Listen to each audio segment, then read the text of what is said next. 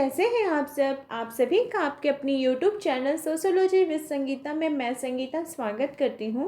और आज के क्लास में हम लोग सामाजिक स्तरीकरण यानी सोशल स्ट्रैटिफिकेशन के क्लास को देखेंगे। और इस क्लास के अंतर्गत हम लोग सामाजिक स्तरीकरण किसे कहते हैं, इसके अर्थ, इसकी परिभाषा, इसके प्रकार और इसका आधार से होते हुए इसके प्रमुख सिद्धांतों के संदर्भ में देखेंगे। इसके पहले की क्लास में भी मैं सामाजिक स्तरीकरण का क्लास ले चुकी हूँ, जो कि डेविस तथा मूरे के सिद्धांत पर आधारित है, उनके प्रकारवादी सिद्धांत के आधारित। अगर आप उस क्लास को नहीं देखे हैं तो मैं डिस्क्रिप्शन बॉक्स में उसका लिंक दे रही हूँ, आप जाकर उसको चेकआउट कर सकते हैं। वो क्लास भी आप लोगों के लिए बहुत ही ज़्यादा हेल्पफुल रहेगी, क्योंकि पीजीटी के एग्ज़ाम में हमें थोड़ा डिटेल्स में पढ़ना पड़ेगा। जब स्पेशल टॉपिक ही दे दिया गया है सामाजिक स्तरीकरण का संदर्भ में, तो उसे हम लोग को देखना होगा। तो वो क्लास और आज की क्लास आप लोगों के लिए बहुत ही ज़्यादा इम्पॉर्टेंट है। ये क्लास जो है ये हमारे एनसीईआरटी में भी है, हमारे नेट के सिलेबस में भी है, साथ ही साथ ये हमारे पीजीटी के सिलेबस में भी है। तो चलिए क्लास को लेट ना करते हुए स्टार्ट करते हैं। और आप लोग अपने साथ कॉपी और पेन साथ में लेकर बैठे, क्योंकि मैं जो आपको पीपीटी में दिखा रही हूँ, साथ ही साथ जो मैं बोलूँगी उसको आप अपने भाषा में नोट्स बनाते चलिए। तो सबसे पहले हम लोग समझते हैं कि सामाजिक स्तरीकरण किसे कहा जाता है। स्तरीकरण यानी कि ये हमें समाज के अंतर्गत आधार बता रहा है। तो किस आधार पर हमें इसे विभक्त किया जाता है, तो समाज के संपूर्ण सदस्यों को उच्च या निम्न स्थिति में बांट दिया जाता है। और जब यह विभाजन समाज द्वारा स्वीकृत कर लिया जाता है तो उसे सामाजिक स्तरीकरण कहा जाता है। देखिए, समाज के अंतर्गत हम लोग रहते हैं, तो सभी तो जरूरी नहीं है ना कि सभी व्यक्ति एक ही समान के हो। किसी का स्थान समाज के अंतर्गत ऊंचा होगा, किसी का निम्न होगा।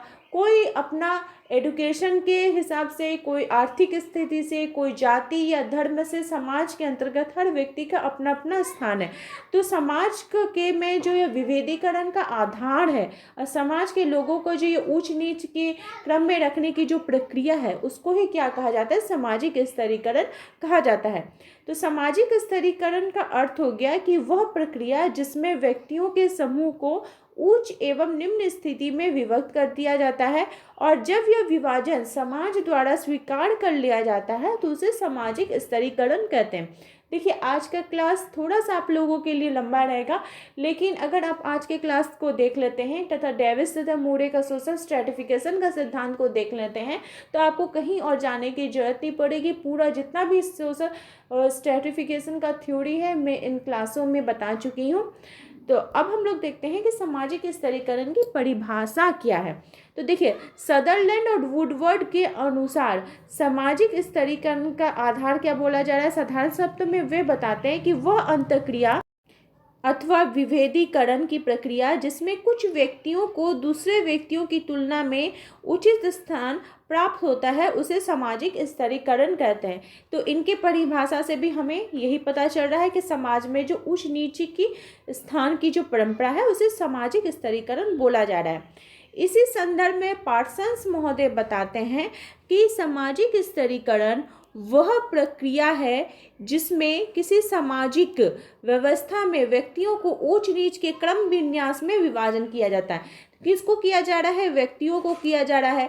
कहाँ किया जा रहा है, तो समाज में किया जा रहा है। और समाज में जो व्यक्ति को ऊंच नीच का जो क्रम विन्यास है, यानी कोई व्यक्ति यहाँ, कोई व्यक्ति यहाँ पे, इस प्रकार जिससे जो सजाया जा रहा है उसको ही सामाजिक स्तरीकरण बोला जा रहा है। रेमंड मूरे के अनुसार स्तरीकरण समाज का उच्च एवं निम्न सामाजिक इकाइयों में किया गया क्रमागत विभाजन है। यानी स्तरीकरण समाज का क्षैतिज विभाजन है। ये किनके द्वारा बताया गया है, तो रेमंड एवं मूर जी के अनुसार। अब हम लोग देखते हैं कि ट्यूमिन महोदय ने क्या बताया। तो ट्यूमिन महोदय के अनुसार स्तरीकरण को शक्ति, संपत्ति, सामाजिक मूल्यांकन के अनुसार और समान शक्ति में विभाजन माना जाता है। और इसमें क्या बोला जाता है कि स्तरीकरण जो उन्होंने किया है तो इसके आधार पर वे इसे 5 भागों में इसको विभक्त करते हैं। तो इन्होंने किस किस आधार पर बांटा है, तो संपत्ति के आधार पर, आपका सामाजिक जो मूल्यांकन है उसके आधार पर कि समाज में व्यक्ति का संपत्ति कितना है, उसके समाज में स्थिति कितनी है। तो वे 5 जो उन्होंने विशेषताएं बताई हैं विभाजन का, वे कौन कौन सा है, सामाजिक, पुरातन, सार्वभौमिक, विभिन्न स्वरूप और परिमाणात्मक प्रक्रिया। अगर आपसे पूछा जाए कि सामाजिक स्तरण की 5 विशेषताओं किनके द्वारा बताई गई है, तो ये ट्यूमेन महोदय जी के द्वारा बताई गई है। अब हम लोग देखते हैं कि सामाजिक स्तरण की विशेषताएं कौन कौन सी है। तो सामाजिक स्तरीकरण की जो प्रकृति है ये सामाजिक है। सामाजिक स्तरीकरण कुछ व्यक्तियों तक ही सीमित नहीं है, बल्कि ये संपूर्ण समाज में व्याप्त है। सिर्फ 1-2 व्यक्ति को लेकर हम सामाजिक स्तरीकरण की प्रक्रिया को नहीं दे सकते।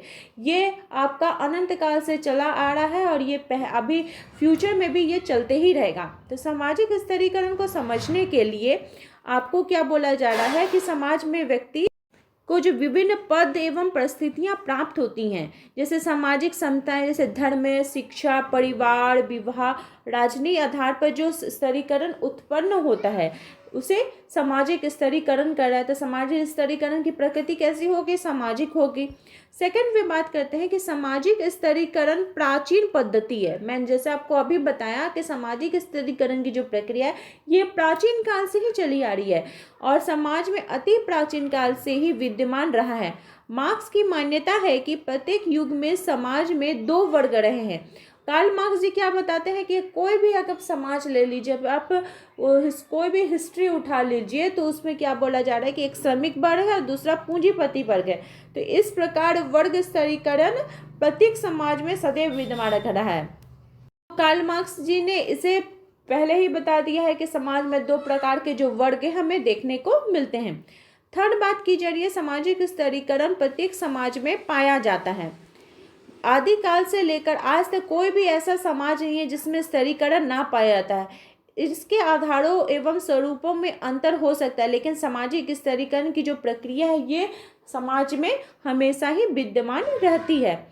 फोर्थ हम लोग देखते हैं कि सामाजिक स्तरीकरण के विभिन्न स्वरूप हैं।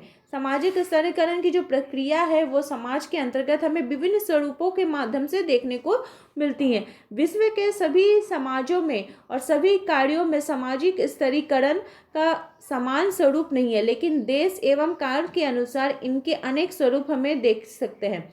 अति प्राचीन काल में सामाजिक स्तरीकरण का सरलतम आधार था आयुर्वेद और शारीरिक शक्ति था। भारत में जाति प्रथा के आधार पर स्तरीकरण पाया जाता था और यूरोप में वर्ग व्यवस्था अर्जित गुणों को अधिक महत्व दिया गया था। मध्य युग में अगर बात की जाए तो दास प्रथा, स्वामी प्रथा, ये सब के आधार पर स्तरीकरण हमें देखा गया है तथा अफ्रीका एवं अमेरिका में प्रजाति भेदभाव जो लंबे समय से चला आ रहा है इसके आधार पर भी हमें समाज के अंतर्गत सामाजिक स्तरीकरण की जो प्रक्रिया है वो देखने को मिलती है। अब हम लोग देखते हैं कि सामाजिक स्तरीकरण का जो आधार है, इसका जो वर्णन है तो किस प्रकार से किया गया है। तो स्तरीकरण का सभी आधारों को हम प्रमुख रूप से 2 भागों में बांट सकते हैं। पहला तो हो गया प्राणी शास्त्रीय आधार। प्राणी शास्त्रीय आधार पर हम इसको बांट सकते हैं। जैसे देखिए, समाज में व्यक्ति एवं समूह की उच्च एवं निम्नता की निर्धारण जो शास्त्रीय के आधार पर किया गया। प्रमुख प्राण शास्त्रीय आधार पर हम जैसे लिंग, आयु, प्रजाति आदि के आधार पर हम वर्णन कर सकते हैं। यानी प्राणी शास्त्रीय जो आधार है ये हमें लिंग, आयु, प्रजाति, जाति के आधार पर समाज में स्तरीकरण को दिखाता है। फिर सबसे पहला आ गया लिंग। तो लिंग के आधार पर जो समाज में स्तरीकरण है वो सबसे, कहीं भी आप देखिएगा कि जो समाज है, कोई भी समाज ले लीजिए तो उसमें स्त्री और पुरुष के आधार पर समाज को विभक्त किया गया है। ये सबसे प्राचीन परंपरा है और लगभग सभी समाजों में पुरुषों की स्थिति स्त्रियों की तुलना में ऊंची मानी जाती है। कई तो ऐसे पद होते हैं जिसमें कि पुरुष के लिए ही निर्धारित होते हैं, जैसे सेना में स्त्रियों को नहीं लिया जाता, परंपरा के अनुसार अमेरिका का राष्ट्रपति कोई भी स्त्री नहीं बन सकती। तो इस प्रकार का जो संवैधानिक रूप से जो एक स्तरीकरण का आधार बनाया गया, जिसमें महिलाओं की स्थिति को क्या किया गया है, तो निम्न बताया गया है। सेकंड है आयु। प्रत्येक समाज में कई ऐसे पद होते हैं जो एक निश्चित आयु के व्यक्तियों को ही प्रदान किए जाते हैं। आयु के आधार पर समाज के प्रमुख 4 स्तर होते हैं। जैसे शिशु, हम लोग क्या करते हैं, जब आप पेडागोगी पढ़ते हैं तो आपको 4 प्रकार के पियाजे के स्टेज को आपको देखना होता है। तो जैसे शिशु, किशोर, प्रौढ़ और वृद्ध, ठीक है, इन्होंने भी 4 प्रकार की यहाँ पे बात की है। तो सामान्यतः बोला जाता है कि ये जो महत्वपूर्ण पद बड़ी आयु के लोगों को प्रदान किया जाता है। जैसे भारत में परिवार में जाति एवं ग्राम पंचायत मुखिया का जो पद है, ये हमेशा जो आयु में बड़े होते हैं उनको ही प्रदान किया जाता है। थर्ड है प्रजाति, ठीक है। तो प्रजाति बोला जा रहा है कि प्रजाति के आधार पर सामाजिक स्तरीकरण देखा जा सकता है। यहाँ एक से अधिक प्रजाति साथ साथ रहती हैं। जिस प्रजाति के लोग शासन एवं सत्ता में होते हैं तथा संपन्न होते हैं, वो प्रजाति अपने को दूसरी प्रजातियों से श्रेष्ठ मानती है। अमेरिका और अफ्रीका में गोरी प्रजाति ने काली प्रजाति को अपने से श्रेष्ठ घोषित किया तथा उनके अनेक सुविधाएं और विशेष अधिकार प्राप्त कर लिए। जो गोरे लोग होते थे वे काले लोगों की तुलना में अपने आप को श्रेष्ठ मानते थे। जैसे अमेरिका का राष्ट्रपति निग्रो प्रजाति का व्यक्ति नहीं बन सकता, ऐसा उन्होंने अपना सिद्धांत बना दिया था। फोर्थ है जन्म। जन्म भी सामाजिक स्तरीकरण उत्पन्न करता है। जो लोग उच्च कुल एवं वंश में आदि में जन्म लेते हैं वे क्या कहलाते हैं, तो समाज में उनका जो स्थान है वो दूसरों से श्रेष्ठ माना जाता है। जैसे बोला जाता है समाज में 4 प्रकार के आपके वर्ण मिलते हैं। ब्राह्मण आपका हो गया, उसके बाद क्षत्रिय, वैश्य और शूद्र। तो ब्राह्मण को क्या माना जाता है, सबसे श्रेष्ठ माना जाता है। फिर है शारीरिक एवं बौद्धिक कुशलता। वर्तमान समय में व्यक्ति की जो परिस्थिति है एवं स्तर का निर्धारण उसकी शारीरिक एवं मानसिक कुशलता, योग्यता एवं क्षमता के आधार पर भी किया जाता है। जो लोग कुशल होते हैं, शारीरिक रूप से पुष्ट होते हैं, बलवान होते हैं, उनका समाज में स्थान अच्छा होता है। लेकिन अगर कोई व्यक्ति पागल है, आलसी है, तो क्या उसको समाज में अच्छा स्थान मिलेगा, उसको समाज में अच्छे नज़र से देखा जाएगा, तो उसके समाज की जो स्थिति होगी वो कैसी होगी, तो निम्न होगी। फिर वो तो था प्राणशास्त्रीय आधार। सेकंड है सामाजिक सांस्कृतिक आधार। फिर भी स्तरीकरण को विभक्त किया गया है। जैसे जिस व्यक्ति के पास संपत्ति अधिक होगी, जिसके पास संपत्ति अधिक होगी उसे समाज में क्या लोग ऊंचे स्थान मानते हैं, और जिसके पास धन अधिक संपत्ति होती है वे सभी प्रकार की विलासिता एवं सुख सुविधाओं की वस्तुएं खरीद सकते हैं। लेकिन जिनके पास संपत्ति कम होती है उनका समाज में स्थान कैसा होता है, तो निम्न स्थान होता है। व्यवसाय भी सामाजिक स्तरीकरण का प्रमुख आधार है। समाज में कुछ ऐसे व्यवसाय होते जो सम्मानजनक एवं ऊंचे माने जाते हैं, और कुछ ऐसे व्यवसाय होते जो कि नीचे। मान लीजिए कि अगर आप डॉक्टर, इंजीनियर, टीचर बन जाते हैं तो आपका समाज में स्थान क्या हो जाएगा, ऊंचा हो जाएगा। लेकिन अगर आप वही बाल काटने वाले, कपड़े धोने वाले, चमड़े का काम करने वाले, इस प्रकार का जो पेशा अगर आप अपनाते हैं तो समाज के अंतर्गत आपको उस नज़रिए से उस प्रकार का सम्मान नहीं मिलता है। अतः इन पेशों को करने वालों की जो स्थिति होती है वह सामाजिक स्तरीकरण में उतनी ऊंची नहीं पाई जाती है। थर्ड है धार्मिक ज्ञान। धर्म प्रधान समाजों में धर्म भी सामाजिक स्तरीकरण उत्पन्न करता है। जो लोग धार्मिक कर्मकांडों में भाग लेते हैं, धार्मिक उपदेश देते हैं, धर्म के अध्ययन में निहित रहते हैं, उन्हें समाज में क्या होता है, लोग सम्मान की नज़र से देखिएगा। जो कथा कहते हैं, जो गुरु होते हैं, उनका समाज में क्या होता है, अधिक सम्मान दिया जाता है। राजनीतिक शक्ति में बोला जा रहा है कि सत्ता एवं अधिकारों के आधार पर भी समाज में स्तरीकरण पाया जाता है। जिनके पास पावर अधिक होगी, चाहे वो पावर आपका इकोनॉमिकल हो या फिर आपका सैन्य पावर हो, तो उसका समाज में कैसा स्थान होता है, तो उसका समाज में स्थान जो होता है वो हमेशा ऊंचा ही पाया जाता है। अब हम लोग देखते हैं सामाजिक स्तरीकरण के प्रकारों के संदर्भ में। तो सामाजिक स्तरीकरण का जो प्रकार है ये बाटामोर ने 4 प्रकारों का स्तरीकरण बताया था: दास, जागीर, जाति और वर्ग। और वही बर्गल महोदय ने 2 प्रकार बताए थे: सामूहिक और व्यक्तिगत प्रकार। तो सामान्य आधार पर हम बोले तो स्तरीकरण को प्रदत्त और अर्जित परिस्थिति में भी बोला जाता है। इस हिसाब से भी इसका प्रकारों का वर्णन किया जा सकता है। तो यहाँ पे हम लोग एक एक करके पॉइंट को देखते हैं कि क्या बोला जा रहा है। तो जैसे दास प्रथा, तो दास प्रथा क्या होती है कि ये जो हमारा समाज है उसके अंतर्गत क्या हो गया कि प्राचीन समय में जो यूनान और रोम में थे वो क्या हो गया था, 18वीं और 19वीं सदी में अमेरिका में इस प्रकार का जो प्रचलन हमें देखने को मिलता था। या फिर आप सुने होंगे कि हमारे भारतीय समाज में भी दासों को लेकर जाया जाता था, उनसे काम कराया जाता था।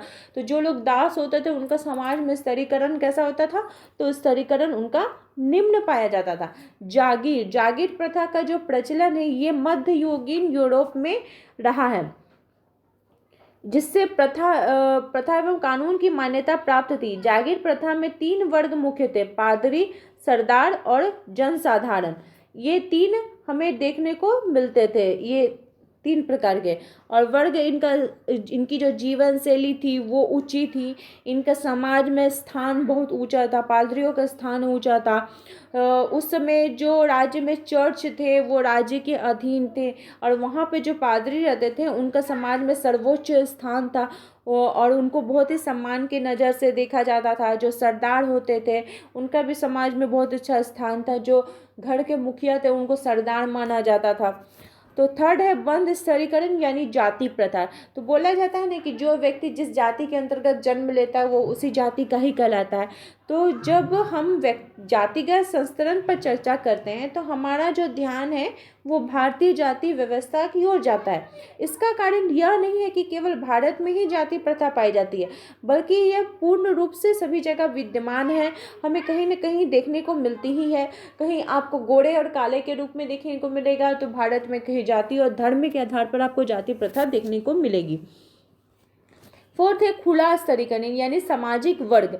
वर्ग सामाजिक स्तरीकरण का एक मुख्य स्वरूप है और लगभग ये सभी समाजों में वर्ग व्यवस्था पाई जाती है।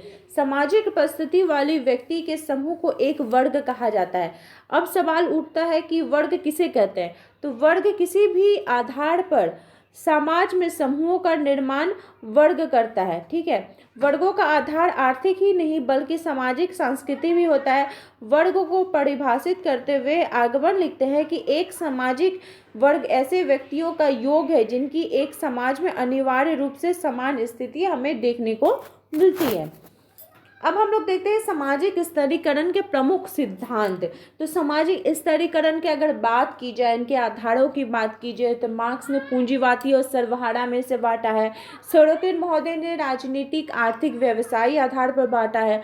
आपके बाटामोर ने प्रतिष्ठा और शक्ति के आधार पर, मैक्स वेबर ने संपत्ति, शक्ति, सम्मान के आधार पर, पार्सन्स महोदय ने नातेदारी, व्यक्तिगत विशेषताएं, अर्जित उपलब्धियां, पैसा, सत्ता, इन आधार पर सामाजिक स्तरीकरण को बांटा है। तब सामाजिक स्तरीकरण का जो सिद्धांत है तो उसको हम लोग देखते हैं। तो विभिन्न समाजशास्त्रियों ने सामाजिक स्तरीकरण के सिद्धांत को दिया है। तो जैसे सबसे पहला जो आप बात करें तो पहले जो विचारधारा है वो ऐतिहासिक स्तरीकरण के सिद्धांत को प्रस्तुत किया गया है, जिसके प्रवर्तक कार्ल मार्क्स, मैक्स वेबर तथा बर्नर हैं। तथा दूसरी जो विचारधारा वाले हैं पार्सन्स और किंग्सले डेविस, इन्होंने प्रकारवादी सिद्धांत को विकसित करने का प्रयास किया। तो यहाँ पे देखिए मैं आपको बताना चाहती हूँ कि आपको किन किन के बारे में पढ़ना होगा। आपको कार्ल मार्क्स, मैक्स वेबर तथा बर्नर जी के सामाजिक स्तरीकरण के सिद्धांत को देखना होगा। साथ ही साथ आपको पार्सन्स और किंग्सले डेविस का देखना होगा। डेविस तथा मूरे का जो सिद्धांत है उसको आपको देखना होगा। तो चलिए शॉर्ट फॉर्म में हम लोग थोड़ा देख लेते हैं। तो सबसे पहला आता है डेविस तथा मूरे जी का प्रकारवादी सिद्धांत। उन्होंने प्रकारवादी जो अपना सिद्धांत दिया था सामाजिक स्तरीकरण का, वो तो इसे किसमें दिया था उन्होंने, तो ये उन्होंने अपना दिया था, उनकी जो पुस्तक थी सम प्रिंसिपल ऑफ स्ट्रैटिफिकेशन। इसमें उन्होंने माना कि स्तरीकरण एक सृजनात्मक जरूरत है और उनका मानना था कि समाज की कुछ बुनियादी आवश्यकताएं होती हैं और सभी व्यक्ति इन आवश्यकताओं को पूरा करने में सक्षम नहीं होते हैं। उन विशेष व्यक्ति के द्वारा ऐसा कर पाते हैं। मान लीजिए किसी को, हर एक व्यक्ति, प्रकारवादी सिद्धांत का मतलब क्या हुआ कि समाज में जो कुछ भी हमारे लिए हेल्पफुल है वो प्रकारवाद के अंतर्गत आएगा। ठीक है, तो इसकी बात कौन करते हैं? डेविस तथा मूरे जी। संघर्षवादी सिद्धांत की बात करते हैं कार्ल मार्क्स जी। इनका मानना था और इनका समर्थन किनके द्वारा किया गया था? तो डेहरनडॉर्फ जी के द्वारा, सीमल महोदय जी के द्वारा किया गया था। मार्क्स का मानना था कि स्तरीकरण वर्ग संरचना के कारण होता है, और ये प्राचीन काल से ही हमें समाज के अंतर्गत देखने को मिल रहा है कि कोई पूंजीपति वर्ग है तो कोई श्रमिक वर्ग समाज के अंतर्गत विद्यमान है। थर्ड है संकलनवादी सिद्धांत। सामाजिक समापन सिद्धांत फ्रैंक पार्किंग और के महोदय जी का है, और वार्नर महोदय जी ने इसके सिद्धांत का वर्णन किया है। तो वार्नर महोदय जी ने सिद्धांत दिया है प्रतिष्ठा सूचक सिद्धांत। इन्होंने मैक्स वेबर की विचारधारा को आगे बढ़ाते हुए आर्थिक सामाजिक आधार पर 6 प्रकार बताए हैं सामाजिक स्तरीकरण के। कौन कौन से वे प्रकार हैं? तो उच्च वर्ग, उच्चतम उच्च वर्ग, निम्न मध्यम वर्ग। सेकंड उन्होंने जो बात की है वो है मध्यम वर्ग, मध्यम उच्च वर्ग और निम्न मध्यम वर्ग। और थर्ड उन्होंने जो बात की है निम्न वर्ग, निम्न मध्यम वर्ग और निम्नतम मध्यम वर्ग। तो आई होप आप लोगों को सोशल स्ट्रैटिफिकेशन की जो थ्योरी है वो बहुत ही अच्छे प्रकार से समझ में आ गई होगी कि सोशल स्ट्रैटिफिकेशन आखिर होती क्या है। अगर आपको क्लास हेल्पफुल लगी है तो अपने दोस्तों को प्लीज़ शेयर करें। मेरे चैनल पर नए हो तो प्लीज़ सब्सक्राइब करें। अगर आपको क्लास हेल्पफुल लगे तो प्लीज़ इसे लाइक भी करना ना भूलें। मेरे चैनल के साथ बने रहने के लिए आप सभी का धन्यवाद।